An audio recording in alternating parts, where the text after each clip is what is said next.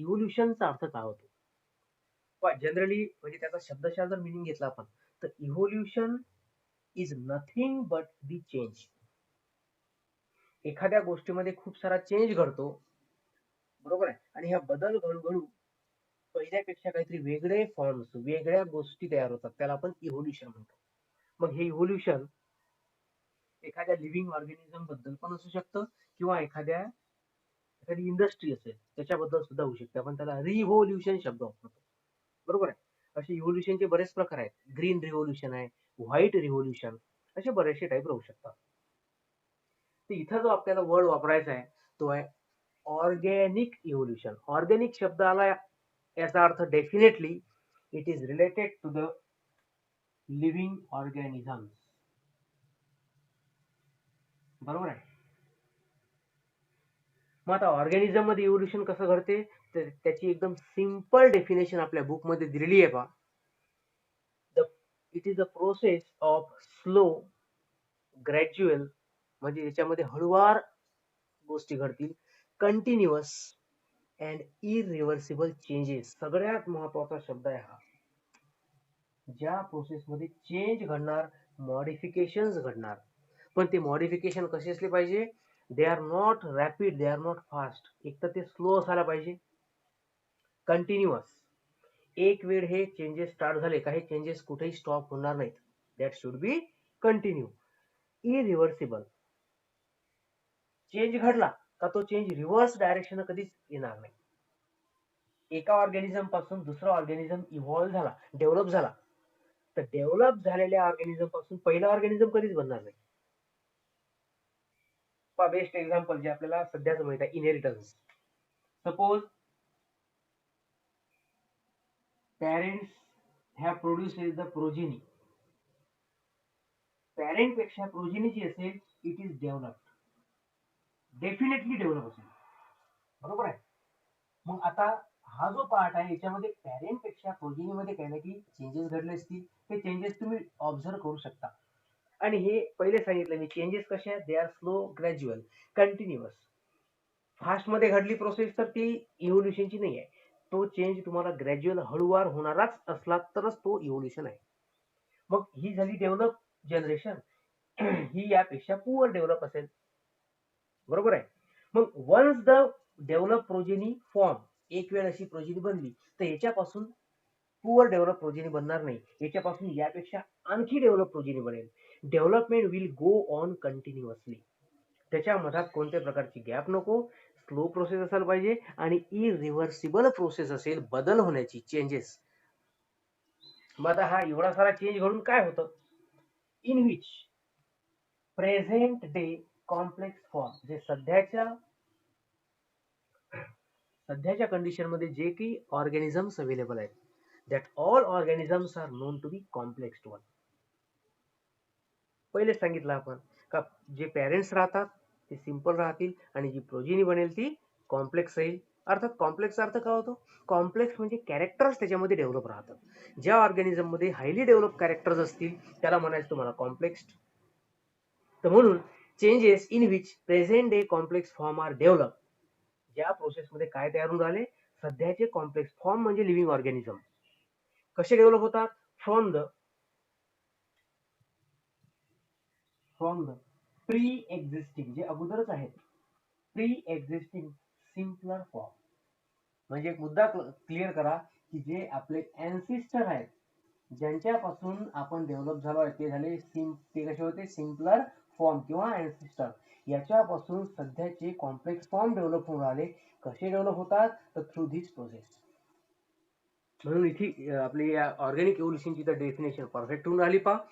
It is a slow gradual continuous and irreversible change in which present day complex form are developed from pre-existing simpler form. It is then called as organic evolution. तसे organic शब्द का वापरायचा आहे? कारण आपण biological concept study करून राहिलो, आणि याच्यामध्ये ऑर्गॅनिक वर्डच असतं. ऑर्गॅनिक वर्ड म्हणजे लिव्हिंग ऑर्गॅनिझम. ठीक आहे, हा झाला तुमचा डेफिनेशनचा पार्ट. आता याला प्रूफ करण्याकरता वेगवेगळ्या सायंटिस्ट लोकांनी, वेगवेगळे जे ऑब्झर्वर असतील, एक्सपर्ट असतील, त्या लोकांनी स्वतःचे व्ह्यूज मांडले, त्याला आपण थिअरीज म्हणतो. ठीक आहे. आता याच्या अगोदर डार्विनच्या अगोदर एक लॅमार्क नावाचा व्यक्ती आहे. लॅमार्क, त्याला आपण लॅमार्किझम म्हणतो. हा CK पण होऊ शकतो. तर लॅमार्किझम. आता या लॅमार्क नावाच्या व्यक्तीचं काय म्हणणं होतं? यांनी स्टडी केलाय कॅरेक्टर्स आणि एक्झाम्पल दिलाय त्यांनी जिराफ. ऐकलंय? ज्या एरियामध्ये जिराफ नावाचा अॅनिमल होता तर त्या ठिकाणी एक डेव्हलपमेंट घडली. जे फास्ट जिराफ होते पहा, दे वेअर शॉर्ट नेक. त्याच्यामध्ये अरेंजमेंट कशी होती? The neck was very short. आणि जे डेव्हलप झाले होते पहा, ज्याला आपण प्रेझेंट म्हणतो, present day giraffe, they have long neck. त्याचा अर्थ काय होतो की यांचा हा जो नेक नावाचा ऑर्गन आहे, सोमॅटिक ऑर्गन. एक मुद्दा क्लिअर करायचा आहे की त्याने जी थिअरी मांडली होती पहा, तुम्हाला याचं बॅकग्राऊंड माहित असणं आवश्यक आहे, कारण पेपरमध्ये कम्पॅरेटिव्ह स्टडी सुद्धा विचारतात. नाहीतर म्हणसाल की डार्विन्स थिअरी आहे बॉ, लॅमार्क कशाला शिकून राहिले. तर every theory it is based upon one another. एका थिअरीचा अभ्यास करून दुसरी थिअरी मांडली जाते, बरोबर. तर जिराफचं एक्झाम्पल आपण घेतलं होतं. ॲक्वायर्ड कॅरेक्टर, लॅमार्कने काय स्टडी केलाय? He focused on the acquired characters. म्हणजे त्याचं म्हणणं असं आहे का प्रत्येक लिव्हिंग ऑर्गॅनिझम एन्व्हायरमेंटल कंडिशन नुसार स्वतःमध्ये वेगवेगळे कॅरेक्टर डेव्हलप करते, ॲक्वायर्ड करते, बरोबर आहे. आणि ज्याने ते कॅरेक्टर ॲक्वायर्ड केले तो डेव्हलप होतो, आणि ज्याच्यामध्ये झाल्याने तो नेचर डिस्कार्ड करते, बरोबर आहे. तर लॉंग नेक जिराफ का डेव्हलप झाले? कारण त्यावेळेस जे की अवेलेबल व्हेजिटेशन असेल, प्लांट्स असतील, त्या प्लांटमध्ये हाईट जास्त होती. मग जास्त हाईटच्या मधून जे की व्हेजिटेबल त्यांना खायचं असेल, त्याच्याकरता त्यांनी स्वतःची मान लांबवली असेल. झालं का? तर हळूहळू त्याच्यामध्ये कॅरेक्टर डेव्हलप होत गेले and finally they develop their long neck. म्हणजे कॅरेक्टर हे नेचरनुसार आपण स्वतःमध्ये डेव्हलप करतो, ॲक्वायर्ड करतो. तर याच थिअरीचा आधार घेऊन डार्विननी एक स्वतःचा कन्सेप्ट मांडला बा. आता आपण स्टार्ट करू डार्विन्स थिअरी. डार्विन थिअरीच्या ब्रॅकेटमध्येच तुम्ही ऑब्झर्व करा, एक मुद्दा तुम्हाला दिसेल. हा डार्विन्स थिअरीच्या ब्रॅकेटमध्ये काय म्हणलाय? Natural selection. यावर एक मुद्दा पहिलेच क्लिअर करायचा आहे की ज्या डार्विननी ऑर्गॅनिक इव्होल्युशनची थिअरी मांडली, that Darwin was a naturalist. म्हणजे त्याचं मेन काम होतं to observe the varieties of living organism in the nature. जे वेगवेगळ्या टाईपचे ऑर्गॅनिझम्स असतील, मग ते प्लांट असो का ॲनिमल. आता इथं यांनी जो स्टडी केलाय तो रिलेटेड टू ॲनिमल्स आहे. तर व्हेरायटीचे ॲनिमल त्यांनी स्टडी केले. जेव्हा डार्विननी स्वतःचा ट्रॅव्हल केला असेल है ना, अटलांटिक, पॅसिफिक ओशियन वगैरे जे आहे त्याच्यामधून त्यांनी स्वतःचा एक प्रवास केलाय पहा. एक आइसलँडचा स्टडी केला त्यांनी, गॅलापागोस आइसलँड. याच्यावर त्यांनी स्वतःचा स्टडी केला पहा. स्वतःच्या मेन आइसलँड वरून त्यांनी ट्रॅव्हल केला, कोणतं? Galapagos Iceland. आणि दोन्ही लँडवरच्या अॅनिमलचा स्टडी केला. मग या लँडवरती, या सुरुवातीच्या लँडवरती कोणकोणते अॅनिमल आहेत, त्या डायव्हर्सिटी कशी आहे, आणि ज्यावर त्यांनी ट्रॅव्हल केला तिथं डायव्हर्सिटी कशी आहे, दोघांमध्ये कॅरेक्टरचा स्टडी केला आणि कम्पेअर केलं त्यांनी. So Darwin was the naturalist, आणि म्हणून त्यांनी स्वतःच्या थिअरीला नाव दिलंय नॅचरल सिलेक्शन. आता इथं नॅचरल सिलेक्शनचं मिनिंग काय होते पहा. पहिलेच एक मुद्दा आपण क्लिअर केला की every organism acquire characters. Surrounding नुसार जे की चेंजेस घडतात, एन्व्हायरमेंटच्या नुसार प्रत्येक ऑर्गॅनिझम स्वतःमध्ये कॅरेक्टर डेव्हलप करतो. हा झाला पहिला मुद्दा. मग पहा, पास्ट ऑर्गॅनिझम यांना तुम्हाला कन्सिडर करायचं आहे सिंपल. जे मॉर्फोलॉजिकली, अनाटॉमिकली, फिजिओलॉजिकली प्रत्येक बॉडीची प्रोसेस त्यांच्यामध्ये कशी होती? सिंपल. हळूहळू याच्यामध्ये कॅरेक्टर डेव्हलप होत गेले and these organism become complex. हे ऑर्गॅनिझम कसे बनले? कॉम्प्लेक्स. आणि हे आहेत प्रेझेंट डे ऑर्गॅनिझम. पास्ट पासून कोणते डेव्हलप झाले? Present day. आता याचा अर्थ काय होतो माहिती आहे काय? हे जे पास्ट ऑर्गॅनिझम आहेत, दीज वेअर कॉल्ड ॲज एन्सिस्टर, याला काय म्हणायचं तुम्हाला, एन्सिस्टर. याला डार्विननी शब्द वापरलाय डिसेंट. डिसेंट म्हणजे वंशज है ना. एन्सिस्टर पासून बनलेले म्हणजे काय तर डिसेंट. Decent with modification. बरोबर आहे. आता लक्षात कसं घ्यायचं आहे की प्रेझेंट डे ऑर्गॅनिझम, समजा आता पास्ट ऑर्गॅनिझम मध्ये ह्युमन बिंग आहे. ह्युमन बिंग पासूनच ह्युमन बिंग डेव्हलप होऊन राहिले. स्पीसीज बदलू शकतं पण हळूहळू, याला पण वेळ लागते. लक्षात घ्यायचं तुम्हाला, ऑर्गॅनिक इव्होल्युशन मध्ये एका रेस पासून एकच रेस नाही बनत. रेस म्हणजे काय, पॉप्युलेशन. स्पेसिस पण बदलू शकतात. पण लक्षात हा घ्या मुद्दा तुम्ही की डिसेंट विथ मॉडिफिकेशन म्हणजे जे आताचे ऑर्गॅनिझम आहेत हे जुन्यासारखेच आहेत. दे आर ओल्ड, पण त्या ओल्ड मध्ये काय घडलंय, मॉडिफिकेशन, खूप सारा चेंज घडलाय. ह्युमन बिंगचे एक्झाम्पल घ्या. आपले अँसेस्टर कोणते आहेत, आपण मंकीज कन्सिडर करतो. पण कोणते मंकीज, ज्यांना प्रायमेट्स म्हणतात, कोणते नाही चालत. त्याच्यामध्ये येतात फॉर एक्झाम्पल आपण क्लोज अँसेस्टर पाहू आपण, एप्स. एप्स नावाचे जे मंकीज आहेत, they are called as our true ancestor. कारण एप्स आणि प्रेझेंट डे ह्युमन बिंग म्हणजे मॅन, या दोघांचे जे कॅरेक्टर्स आहेत हे खूप मिळते जुळते आहेत. हाही सॅपियन स्पीसीज मध्ये येईल, हाही सॅपियन मध्ये येईल. होमोसॅपियन. पण एप जे म्हटलं तर त्याच्यामध्ये कॅरेक्टर्स वेगळे होते. हा सॅपियन आहे, हा ट्रू सॅपियन आहे. आणि एप जे होते देवर होमो अनादर. ठीक आहे, त्यांचे कॅरेक्टर्स थोडे वेगळे होते. म्हणजे ह्युमन बिंग हा एप सारखाच आहे, इट इज डिसेंट. पण त्याच्यामध्ये काय झाला, खूप सारा बदल घडला. So descent with modification. Ancient organism आहे, जुना ऑर्गॅनिझम आहे, पॅरेंटल ऑर्गॅनिझम आहे, खूप सारे जनरेशनच्या अगोदरच आहे. पण हजारो टाईपचे त्याच्यामध्ये चेंजेस घडले, हळू चेंजेस घडले, slow, gradual, continuous, and finally they have develop the human being. म्हणून आपण त्याला म्हणतो कॉम्प्लेक्स ऑर्गॅनिझम. तर हाच डार्विनचा कन्सेप्ट आहे. पास्ट ऑर्गॅनिझम मध्ये बदल घडणं आवश्यक आहे. आता हे बदल कसे घडतात, त्याच्यामध्ये कोणकोणते फॅक्टर्स आहेत, ते आपण वन बाय वन डिस्कस करू. नॅचरल सिलेक्शनचा शब्द का वापरायचा आहे, कॅरेक्टर जे ऑर्गॅनिझम मध्ये डेव्हलप होतात, that characters are added due to the nature. आणि नेचर स्वतः डिसाईड करेल की कोणता ऑर्गॅनिझम डेव्हलप होईल आणि कोणता ऑर्गॅनिझम डेव्हलप होणार नाही. तुम्हाला माहित असेल, एक लिव्हिंग ऑर्गॅनिझम आहे, तर त्या लिव्हिंग ऑर्गॅनिझमची जी बॉडी आहे, it is affected by varieties of factor. त्याच्या सराउंडिंग मध्ये असणाऱ्या प्रत्येक एन्व्हायरमेंटल फॅक्टरचा त्यावरती काय होत असतो, इफेक्ट होतो. म्हणजे नेचर सुद्धा डिसाईड करेल की कोणते कॅरेक्टर्स ऑर्गॅनिझम मध्ये ऍड करायचे किंवा ऍड करायचे नाहीत. Okay, so it is called as natural selection. याचे एक्झाम्पल जेव्हा आपण पाहू तेव्हा हा मुद्दा आणखी क्लिअर करू. ठीक आहे, आता आपण स्टार्ट करू त्या डार्विन थिअरीचे postulates. The complete theory was based upon 5 postulates. त्यांनी स्वतःचे मत मांडले 5 मुद्द्यांमध्ये. ते आपण डिस्क्राईब करू आता वन बाय वन. त्यातला पहिला आहे प्रोडिगॅलिटी ऑफ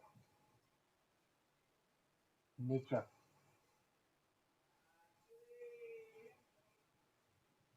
किंवा यालाच त्यांनी म्हटलंय over production.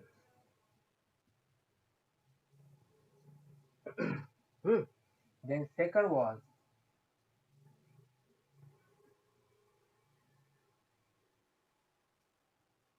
struggle for existence.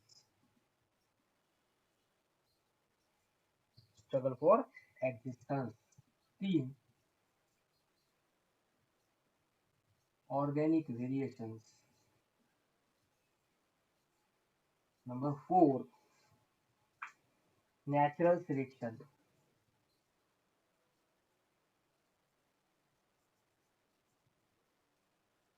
आणि फिफ्थ जो आहे त्याला त्यांनी नाव दिलं स्पेसिएशन. आता हा शेवटचा आहे. पहिला आपण स्टार्ट करू प्रोडिगॅलिटी ऑफ नेचर किंवा ओव्हर प्रोडक्शन.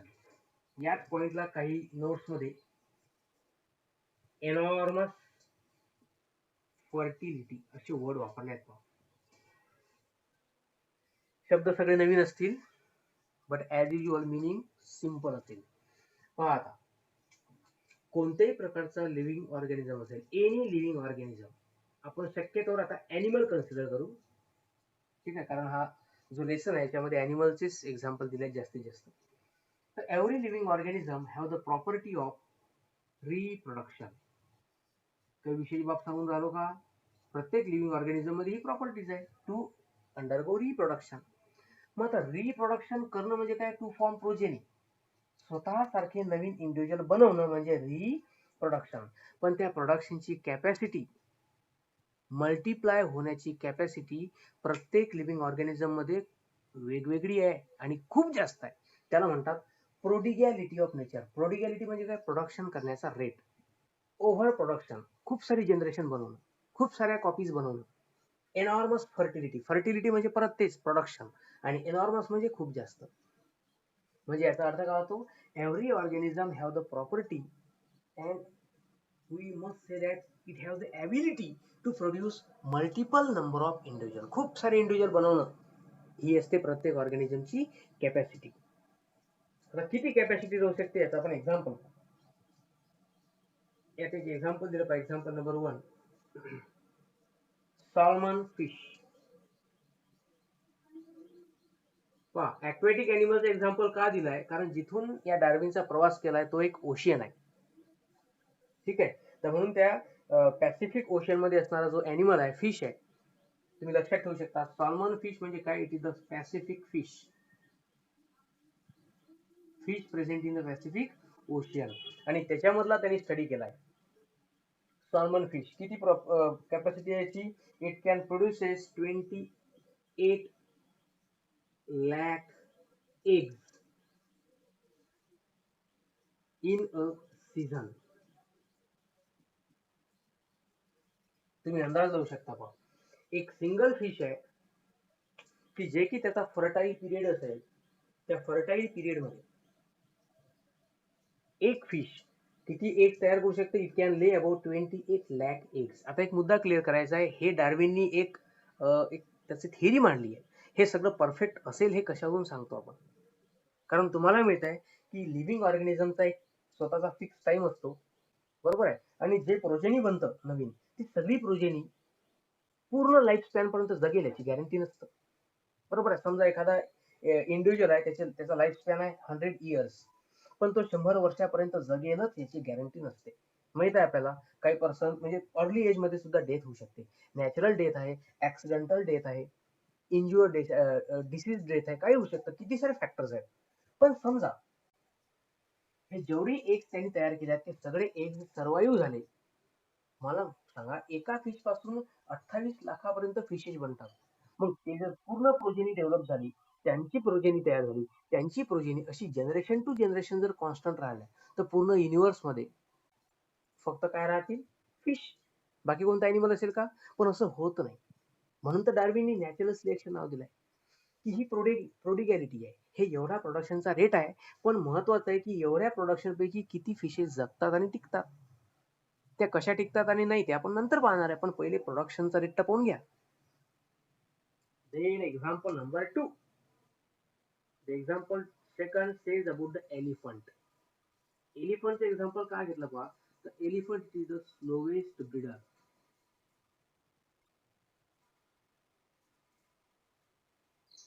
त्याचा रिप्रोडक्शन म्हणजे जो की रिप्रोडक्शनचा त्याची जी ॲबिलिटी आहे, ती ॲबिलिटी बाकी ॲनिमल पेक्षा थोडी कमी आहे. स्लोवेस्ट ब्रीडर म्हणतात त्याला. ब्रीडिंग म्हणजे रिप्रोडक्शन. मग आता स्लोवेस्ट असून सुद्धा मॅक्झिमम कॅपॅसिटी त्याची किती राहू शकते?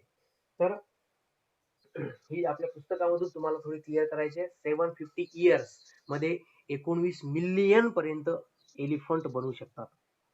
लक्षात घ्यायचं तुम्हाला की जर समजा एलिफंट मध्ये सुद्धा जनरेशनचा रेट जर हाय असेल, तर या स्लोवेस्ट ब्रीडर मध्ये सुद्धा किती होऊ शकतात? 19 million egg, sorry not egg, directly elephant म्हणतो आपण. 19 मिलियन इन्फंट्स नवीन जनरेट होतात.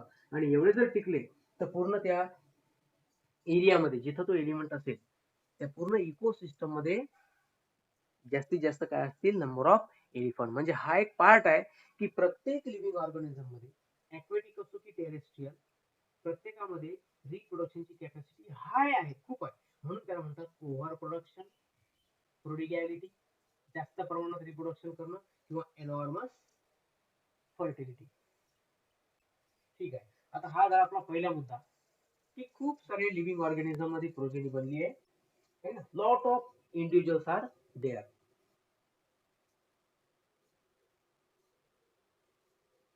Number of individuals in new progeny become higher. ठीक आहे. आता एवढे सारे ऑर्गॅनिझम बनले पा, त्या ऑर्गॅनिझम मध्ये समोरचा त्यांनी मुद्दा मांडला स्ट्रगल फॉर एक्झिस्टन्स. आता हे जे ऑर्गॅनिझम्स आहेत पा प्रोजेनी मधले, ते प्रत्येक ऑर्गॅनिझमला स्वतःच्या फंडामेंटल नीड्स असतील, फंडामेंटल रिक्वायरमेंट. बरोबर आहे. बेसिक रिक्वायरमेंट ज्याला म्हणतो आपण, फूड, वॉटर, शेल्टर. त्याच्यानंतर प्रत्येक ऑर्गॅनिझमला स्वतःच्या हेल्थची काळजी असेल. Everybody try to maintain health. बरोबर आहे. आता पहा, बेसिक नीड्स, हेल्थ. त्याच्यानंतर वेगवेगळे ऑर्गॅनिझम अर्थ मध्ये प्रेझेंट राहतात, म्हणजे या प्रोजेनीचे स्वतःचे काही एनिमीज असू शकतात. या प्रत्येक ऑर्गॅनिझमला टिकून राहायचं आहे. Everybody want to be survive. प्रत्येकाला टिकायचं आहे. टिकणे त्याच्याकरता शब्द कोणता वापरायचा आहे? सर्वाइव्ह. पण सर्वाइव्ह होताना त्याच्या मधात काय येऊ शकतात? एनिमीज. म्हणजे यांना जगताना त्यांच्या एनिमीज पासून एस्केप पण व्हायचा, दूर पण जायचं आहे. एवढ्या साऱ्या गोष्टी आहेत पा एन्व्हायरमेंट मध्ये का ज्याच्यामुळे या प्रत्येक ऑर्गॅनिझम मध्ये काय होणार आहे? स्ट्रगल. एक्झिस्टन्स म्हणजे जगणे. जगण्याकरता प्रत्येक ऑर्गॅनिझम स्ट्रगल करत असतो. जसं आपण स्टॅबिलिटी, लाईफ स्टेबल होण्याकरता स्ट्रगल करतो, तसे हे ॲनिमल सुद्धा काय करतील? स्ट्रगल करतील. आणि हे स्ट्रगल कशा करता हो? For fundamental needs, health, enemies पासून स्वतःचं प्रोटेक्शन करणं, जगणे, टिकणे, सर्वायवल करणं. हे झालं काय तर स्ट्रगल. मग आता या स्ट्रगल मध्ये सगळे ऑर्गॅनिझम टिकणार आहे का? बिलकुल नाही. काही टिकतील, काही टिकू नाही शकणार. हाच पॉइंट डार्विनने मांडलाय. That is everybody try to struggle for existence. बरोबर आहे. आता याच्यानंतरचा मुद्दा पहा, ड्युरिंग दी स्ट्रगल.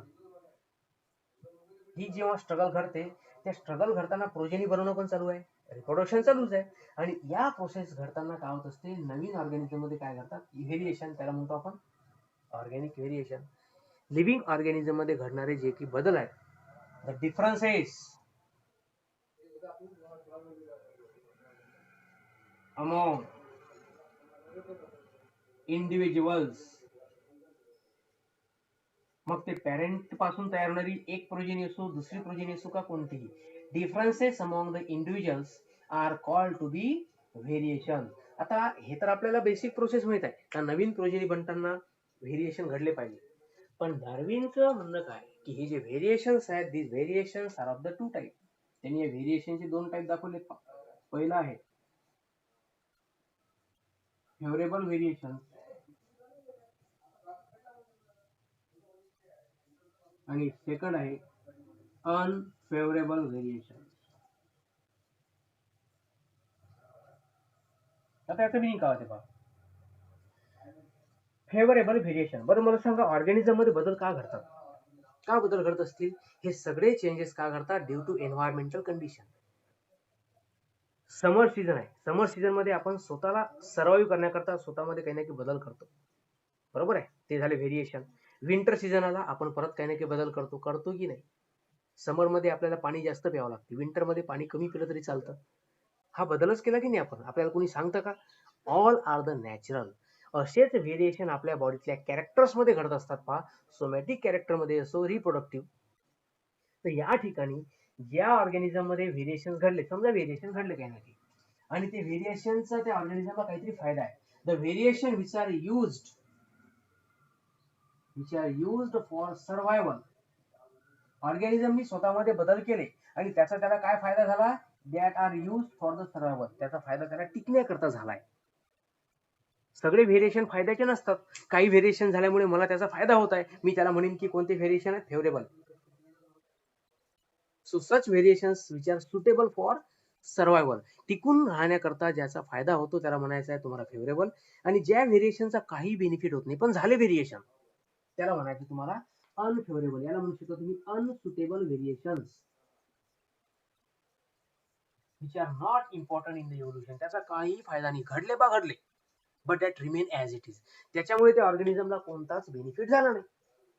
एक तर ते स्ट्रगल करू शकत नाही, बरोबर आहे, आणि सर्वाइव्ह नाही करू शकत. मग या व्हेरिएशनचा काही फायदा आहे का? So such variations are called as unfavourable किंवा नॉन फेवरेबल म्हणू शकता. मग डार्विनचं म्हणणं आहे की ऑर्गॅनिझम अंडरगो व्हेरिएशन कोणते? फेवरेबल. अशा ऑर्गॅनिझमलाच नेचर टिकून ठेवते. म्हणजे हे ऑर्गॅनिझम स्वतःची प्रोजेनी बनवतील. अनफेवरेबल व्हेरिएशन तर डिस्कार्ड झाले, नेचरने डिस्कार्ड केले, डार्विनचं म्हणणं आहे.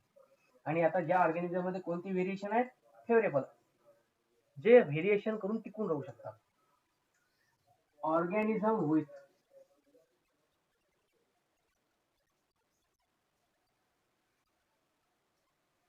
favorable variations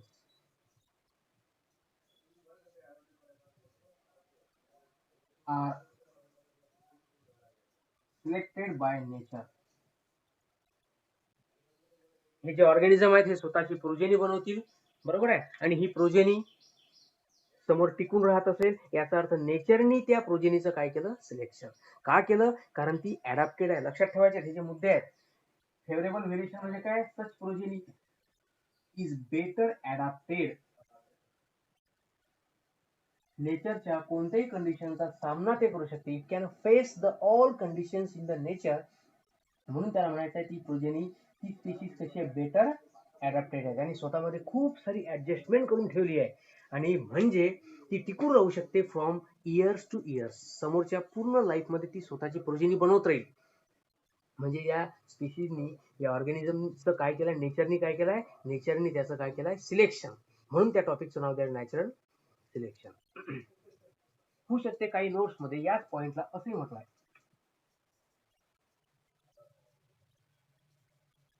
survival of the fittest.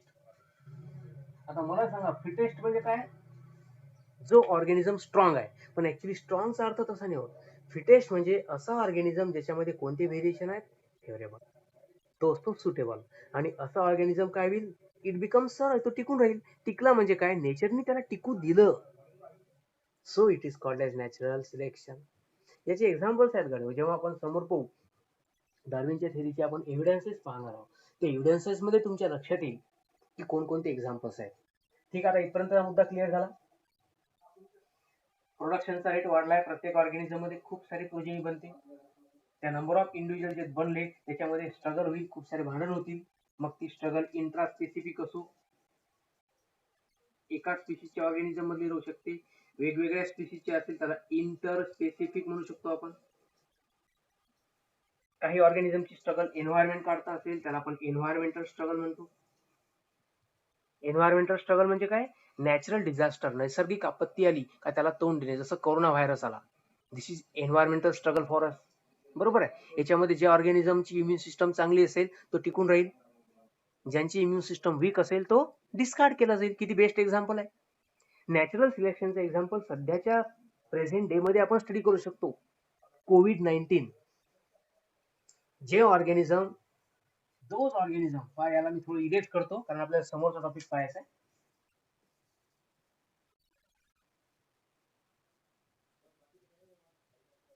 Those organism, आपण एक्झाम्पल पाहून आलो कशाचं? नॅचरल सिलेक्शनचा.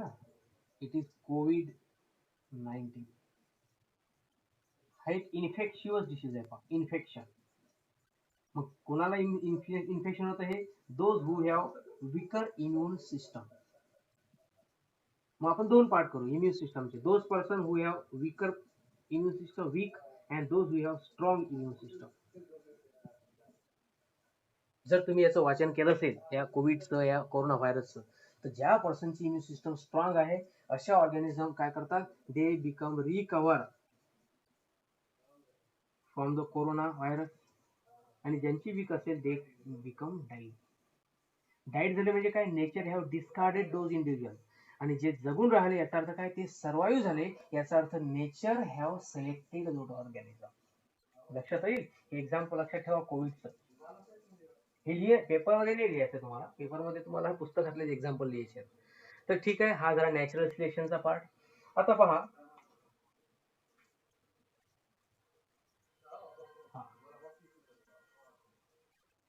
नॅचरल सिलेक्शनच्या नंतर एक ग्रुप ऑफ ऑर्गॅनिझम बनला. समजा ग्रुप ऑफ ऑर्गॅनिझम, नॅचरल सिलेक्शनच्या नंतर हा एक ग्रुप आहे ऑर्गॅनिझमचा जो काय केलाय, सिलेक्ट केलाय. म्हणजे हा जो ऑर्गॅनिझमचा ग्रुप आहे, it become survive.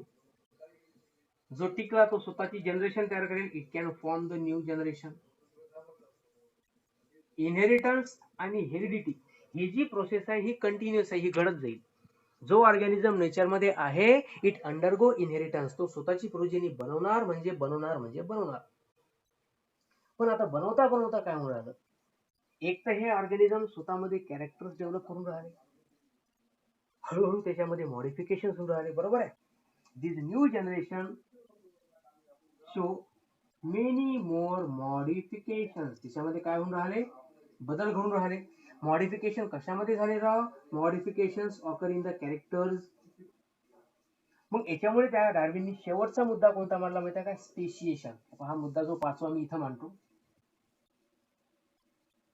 Speciation.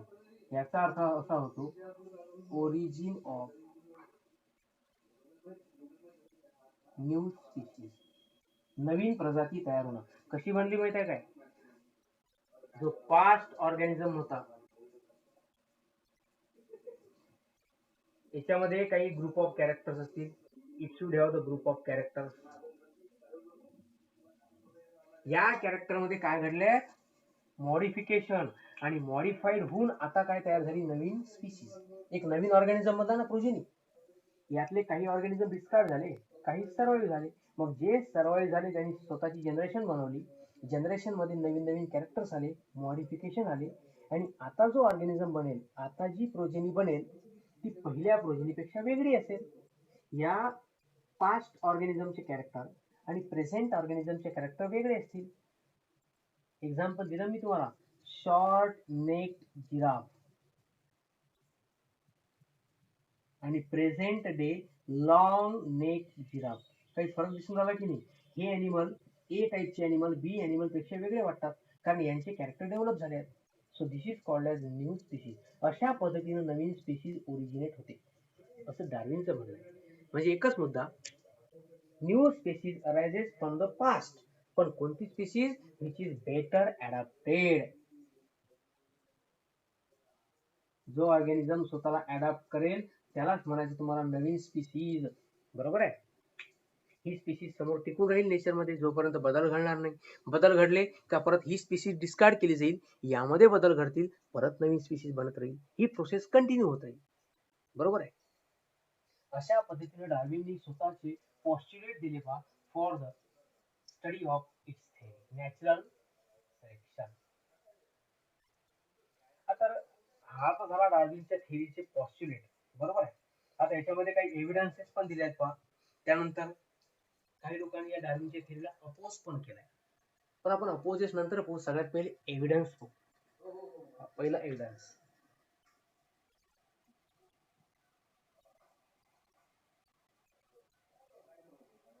Evidences in support of Darwinism. तुम्हाला पेपरमध्ये एक मार्काचा स्पेशल क्वेश्चन येऊ शकते पहा, what do you mean by Darwinism. त्या डार्विनिझमचा अर्थ काय होतो, theory of origin of species.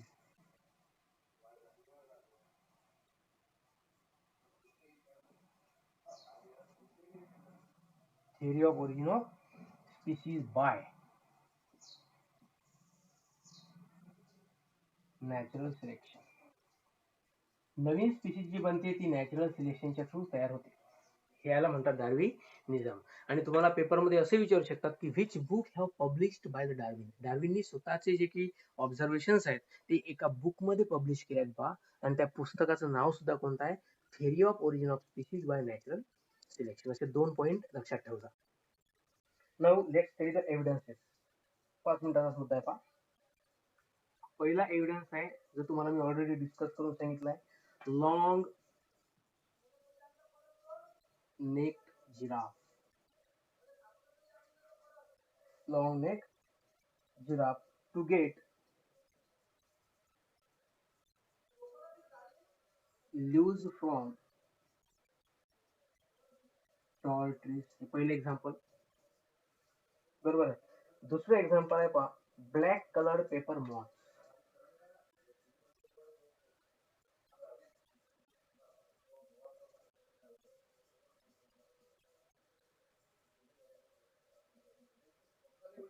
Britain मधलं एक्झाम्पल आहे पहा, पेपर्ड मॉथ, याला आपण मराठीमध्ये पतंग म्हणतो है ना, ह्याच्या प्राइस आहे.